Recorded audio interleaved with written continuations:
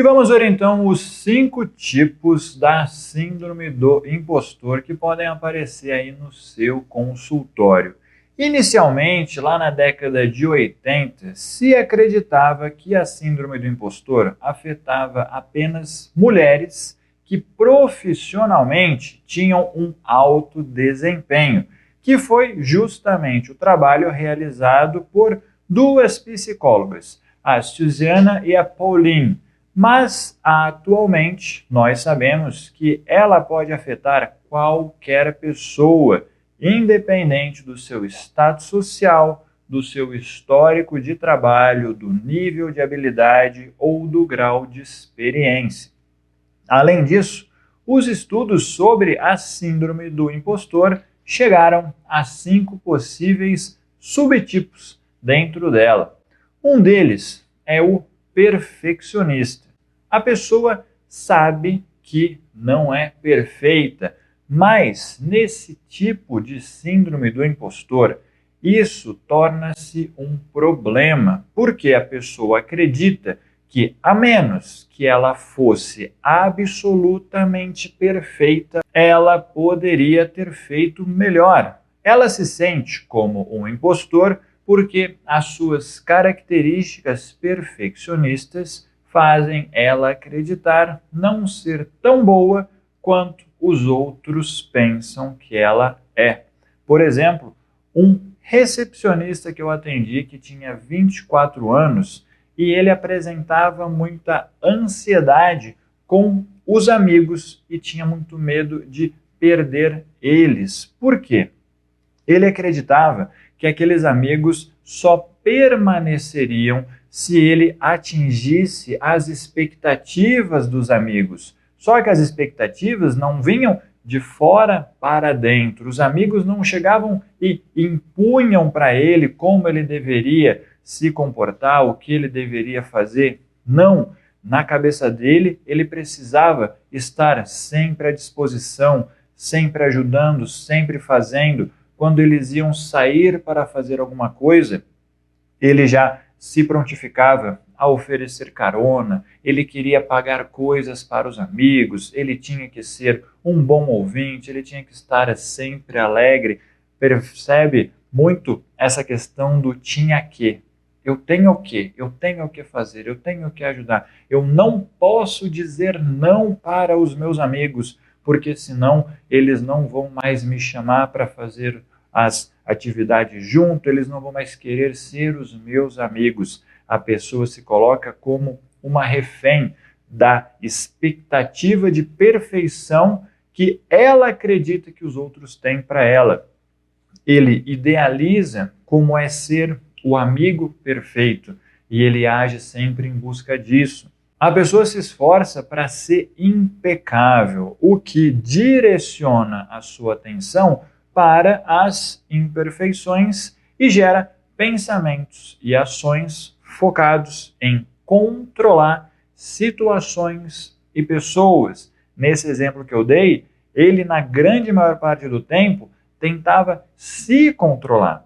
Mas poderia acontecer o contrário, ele tentar controlar os horários que nós vamos para a festa, até que momento ficaremos na festa, ou essas pessoas, quando elas vão para uma viagem e elas planejam cada minuto daquela viagem. Chegaremos em tal momento e aí às 10h05 nós iremos para tal lugar, ficaremos até às 10h15, então iremos para outro. É aquela pessoa que numa viagem de férias, ela viaja para muitos lugares, ela tira muitas fotos e faz muitas coisas, só que ela está o tempo todo ansiosa e estressada e, consequentemente, transmite isso para as outras pessoas, porque ela não consegue simplesmente relaxar e aproveitar o momento. Por quê? Porque ela precisa estar no controle, ela precisa fazer aquele passeio, aquelas férias, seja o que for, perfeito. E para ser perfeito, o cronograma tem que ser seguido, eles precisam fazer as coisas exatamente como foi planejado. Mas imprevistos acontecem, sejam por pessoas, situações climáticas, e aí vem a angústia, vem a frustração, vem o estresse que essa pessoa se coloca e muitas vezes coloca outras pessoas e, sem perceber, vai afastando essas outras pessoas. Essa necessidade de controlar as pessoas, o trabalho, e sendo excessivamente duro e crítico com ele mesmo, com as pessoas, com as situações. Por exemplo, esse paciente, ele acabou se divorciando da esposa, ou melhor, a esposa se divorciando dele, porque ela se sentia sufocada. Ele queria controlar os horários de tudo, de acordar, das refeições, até o lazer no final de semana, acreditando que aquilo era essencial para manter o casamento, que aquela organização, aquela ordem permitia que tudo o que precisava ser feito fosse feito, sem considerar que o outro pensasse diferente, apesar de ela tentar conversar com ele. Ele era muito rígido, inflexível, e não percebia o quanto que isso foi minando a relação ao longo do tempo até que ela acabou. Essas pessoas têm certeza de que esse é o único caminho. Por isso que o diálogo, por exemplo, com a esposa dele não era possível, ao ponto de não perceber que geralmente eles acabam alcançando menos resultados e se estressando muito mais do que outras pessoas, inclusive com as quais ele pode até estar se comparando e às vezes até se irritando mais ainda, pensando, aquele cara, ele não se compromete como eu, como é que ele tem aquele resultado? Ele deve estar trapaceando, ele deve estar fazendo alguma coisa ilegal, e muitas vezes não é isso, mas para ele faz sentido pensar assim, porque como eu disse, para ele o caminho que ele escolheu é o único possível, e se aquela outra pessoa conseguiu os mesmos resultados, ou mais do que ele, sem seguir este único caminho possível, ela deve ter conseguido por meios ilegais, por meios desonestos. Isso tem vários efeitos colaterais, como ansiedade, baixa autoestima, o outro conseguiu e eu ainda não consegui, eu sou inferior, eu estou me empenhando e não consigo. Até distúrbios alimentares, distúrbios do sono, e também sintomas depressivos, porque a mente e o corpo estão o tempo todo conectados. Então, a ansiedade, o estresse é o nosso sistema de fuga ou luta que está ativo. Isso afeta o nosso sono, afeta todo o nosso metabolismo.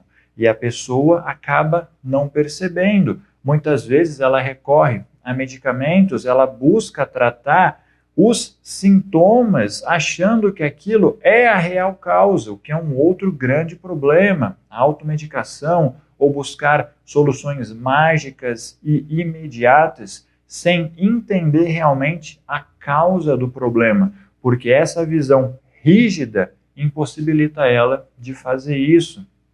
Por exemplo, ele apresentava todos esses sintomas que eu falei, emocionais e físicos, todos os dias no trabalho, porque ele tinha certeza de que qualquer erro seria motivo para ele ser demitido. Ele tinha que dar cada passo milimetricamente pensado, porque um erro que ele cometesse seria motivo para ele ser mandado embora. E aí já vem todos aqueles outros pensamentos rígidos também. Você vai ser mandado embora desse emprego e você não vai encontrar um outro, porque eles vão falar que você não foi bem nesse emprego, e daí vai aquela sequência rígida de coisas ruins pré-determinadas pela própria pessoa. Outro tipo de síndrome do impostor é o especialista.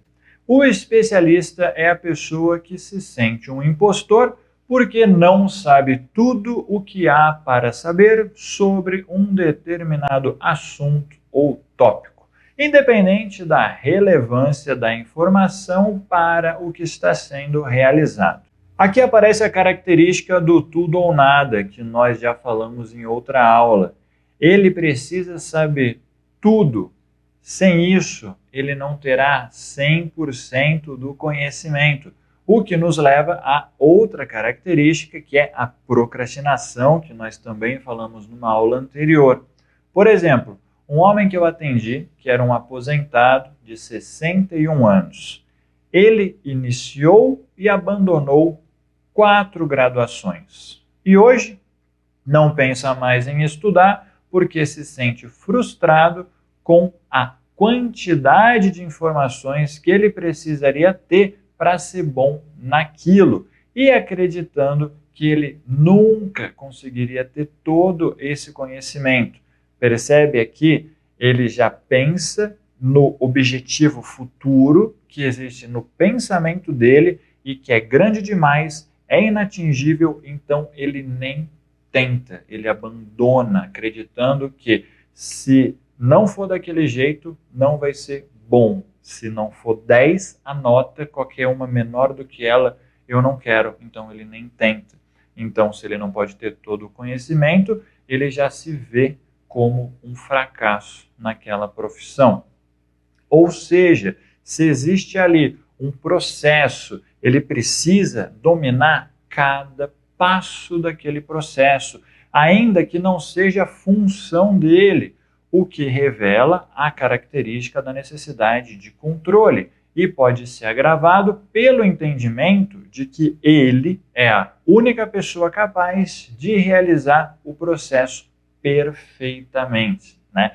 No caso desse paciente que eu atendi, na ocasião do atendimento, ele já estava aposentado e ele acreditava que precisava saber tudo da própria casa, já que ele não conseguiu ter o sucesso como ele imaginou nas graduações, no trabalho, ele canalizou isso para a casa dele. Ele já tinha se colocado em situações de perigo, por exemplo, tendo que subir no telhado para arrumar antena, mas sentindo que era obrigação dele de fazer tudo. Ele não queria pedir para alguém ir lá, ele sentia que isso faria ele ser menos homem, menos competente, seria uma vergonha. O que as pessoas vão pensar, eu estando aqui chamando outra pessoa para fazer, já que ele pensava muito nessa questão do homem da casa. Então ele tinha que saber fazer tudo.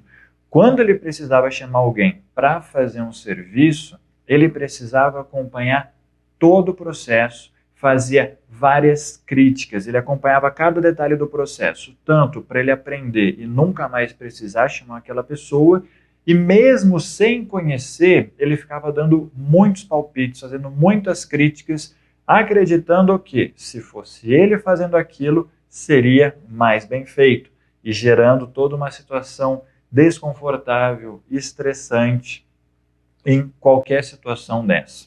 E não importa o quanto esse tipo de pessoa saiba ou já tenha estudado sobre o assunto. O olhar dele é sempre direcionado para o que ainda há para aprender. Eles não se sentem como se tivessem alcançado o posto de especialista. É sempre um processo, sempre tem alguma coisa a mais. Pode até ter que ele pense que sabe 99%, mas sempre vai estar faltando alguma coisa. Por exemplo, ele chegou no meu consultório indicado pela filha dele, que via ele bastante deprimido porque ele nunca estava satisfeito. Ele sempre pensava que precisava saber mais ou fazer melhor qualquer coisa que fosse. No entendimento dele, especificamente, dentro da casa. Dentro da casa era o mais importante. Ele precisava conhecer cada canto, saber fazer qualquer coisa. E como isso é impossível ou quase impossível, ele constantemente se frustrava, também recebendo aquilo de uma maneira pessoal. Eu não sei fazer isso porque eu sou incompetente, eu não consegui fazer isso, então eu sou burro, eu não consigo. Padrões irreais, padrões rígidos e uma ideia de perfeição do especialista. Eu tinha que saber fazer, eu tinha que saber fazer perfeitamente cada detalhe. E um detalhe que ficou fora daquilo já leva essa pessoa para uma sensação de ser incapaz, de ser incompetente, de ser uma fraude. Outro tipo de síndrome do impostor é o chamado gênio natural. Nesse tipo de síndrome do impostor, a pessoa acredita que é natural ter a inteligência ou a competência para realizar alguma coisa de uma determinada maneira e em um determinado tempo, e ela se sente uma fraude simplesmente por acreditar que não tem essa inteligência ou essa competência naturalmente. É aquela ideia de nascer sabendo. Por exemplo, se a pessoa não acerta algo na primeira vez, ou ela demora mais do que ela julgou que era o adequado, ou ainda demorar mais do que uma outra pessoa para dominar uma habilidade ou um processo, ela se sente como um impostor. Por exemplo, uma vez eu atendi um adolescente de 15 anos. Ele constantemente se comparava com os colegas da sala dele e também com os professores. Ele estudava querendo saber mais do que os próprios professores e saber tudo sobre a matéria que estava sendo ensinada, inclusive para complementar o que o professor estivesse explicando. Quando ele tinha uma dúvida, ele sentia muito medo, sintomas físicos, ele chegava a transpirar, taquicardia, dificuldade para respirar, a angústia, muita raiva, porque ele pensava que todos iriam rir dele por ser burro, por ter aquela dúvida. Percebe? Não importa o quanto ele estudou, o quanto ele sabia daquilo, qualquer dúvida, qualquer detalhe que ele não soubesse já era tudo de ruim. É o extremismo. Sempre questionava as notas das provas que ele tirava. Mesmo quando ele tirava a nota máxima, ele encontrava algum defeito, ele via alguma coisa que precisava ser questionado. Ele tirou a melhor nota, mas ele queria encontrar alguma coisa ali, ele via algo que não, peraí, eu tirei a nota máxima, mas, sempre tinha esse mas, eu tirei a melhor nota, mas, né, querendo saber, inclusive, o que eu posso fazer para ir melhor na outra. Não, mas você já foi muito bem, mas eu quero ser melhor, eu preciso ser melhor, porque eu tenho certeza que a próxima prova vai ser mais difícil, então como é que eu faço para ir melhor na próxima? Se comparando, por exemplo, com outros colegas que também foram bem naquela avaliação, principalmente quando alguém que ele julgava ser inferior a ele, em especial inferior intelectualmente, e que teve um bom desempenho, ele questionava. E ainda que aquela pessoa tenha tido um desempenho menor do que ele, observa o grande medo. Não basta eu ser o melhor, eu ter os melhores resultados, eu estar em destaque. Se existem outros que estão próximos disso, eu tenho medo. No caso desse paciente especificamente, talvez a única situação na qual ele teria alguns momentos ali muito breves de paz seria se ele fosse o único com a maior nota e todos os demais tivessem tirado a pior nota, existindo ali uma grande diferença, um grande espaço entre o sucesso dele e o dos outros, mas ver que outros estavam próximos, outros tiveram o mesmo desempenho, gerava medo, porque na cabeça dele, se ele não estivesse sempre acima, um degrau acima de qualquer outro, ele poderia perder tudo, ele poderia ser visto como uma fraude e perder o reconhecimento, ser excluído de alguma maneira daquele local onde ele estava. E temos um outro tipo de síndrome do impostor que nós podemos chamar de o solista. Também é possível a pessoa se sentir como um impostor unicamente por ter que pedir ajuda. Isso pode acontecer nas mais variadas situações. Por exemplo, no trabalho, desde uma pessoa recém-contratada que tem uma dúvida sobre um processo que está conhecendo naquele momento, mesmo que na contratação os superiores tenham dito que entendem que ele não domina o trabalho, que pode pedir ajuda ou que receberá um treinamento. Até uma pessoa que está na empresa há vários anos e tem uma dúvida ou dificuldade, seja em uma situação da qual ele já está habituado ou frente a mudanças ou otimizações que podem gerar dúvidas e dificuldades em outros colegas também e não somente nele. Por exemplo, uma vez eu atendi um homem que era formado em desenho industrial, ele já tinha mestrado em design e ele estava desempregado. E quando ele conseguiu um novo emprego, ele não conseguia se sentir relaxado no trabalho. Por quê? Apesar de ter passado numa rigorosa seleção, de ser reconhecido pela diretoria e ter sido bem recebido pelos colegas, ele se sentia, como ele mesmo dizia, um peixe fora d'água. A cada dúvida que surgia, vinha um grande medo. E quando eu digo grande, é enorme mesmo. E acompanhado da ansiedade, porque ele já pensava que não saber aquilo poderia fazer ele cometer um erro e aí ele perder aquele emprego e voltar a ser um desempregado. Uma mescla de vontade de pedir demissão, lembra que eu já falei em outra aula, o medo de acontecer algo de ruim pode fazer essa pessoa tomar uma atitude precipitada para que aquilo se concretize o quanto antes e essa ansiedade vá embora. E ele sofria isso, ficava entre querer pedir demissão para essa angústia, essa dor, esse medo passar, e por outro lado, o medo de justamente ficar novamente desempregado, porque ele já conhecia aquela realidade, ele não queria voltar para aquele lugar. Mas ele entendia que ele era o solista, ele tinha que saber fazer tudo sozinho, sem pedir ajuda. Foi por isso que ele foi contratado.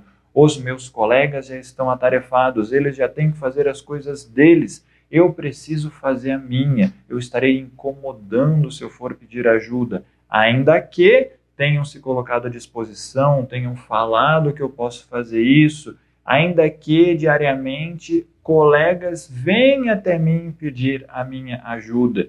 Inclusive, ele via isso como um certo alívio. Olha, eles querem a minha ajuda, então isso me dá uma certa garantia de que eu sou importante aqui. Só que isso retroalimenta a sobrecarga. Enquanto eu posso ajudar, eu vou ajudar. Eu tenho que fazer o meu, tenho que saber fazer todo o meu e também ajudar os outros, porque daí eu permanecerei aqui.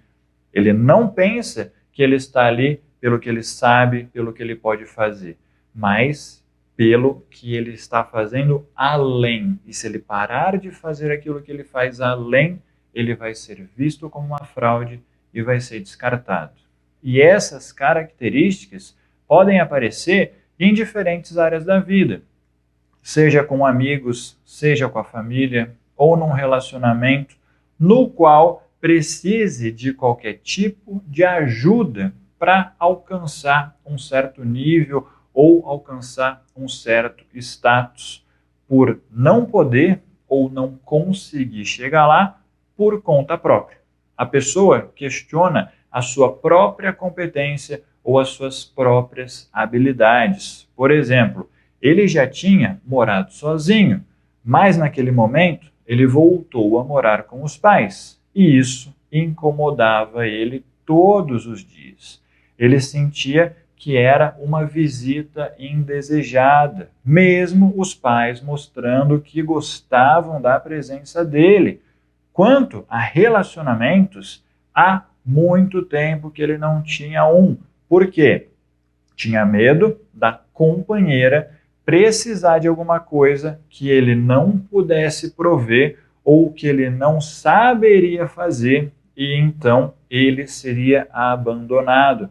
Mais uma vez, pelo medo de ficar sozinho, ele se mantinha sozinho. Pelo medo de ter o prazer de estar com alguém e perder isso, ele preferia aquele sofrimento, aquela sensação ruim de não estar com alguém. E um outro tipo de síndrome do impostor que nós temos é a superpessoa, que em inglês é o superperson.